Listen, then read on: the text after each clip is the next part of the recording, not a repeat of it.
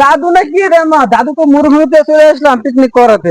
বলছি মরুভূমিতে তা পিকনিক খাবো কিভাবে রে? পিকনিক খাবো কিভাবে মানে? কেন আমাদের দেশি মুরগি আছে না, পিকনিক খাওয়ার জন্য আমরা দেশি মুরগি দিয়ে পিকনিক খাবো। এই তুই কি বলিস রে? আমি দেশি মুরগি দিয়ে খাবো কেন? আমি ঠান্ডা দিয়ে খাবো। এই মরুভূমির মধ্যে বসে আমি ঠান্ডা পাবো কোথায় রে?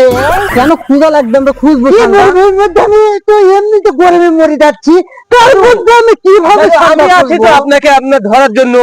চলেন আমরা ঠান্ডা খুঁজি। চলেন খুঁজো খুঁজো খুঁজো, ঠান্ডা কোথাও পাবো রে?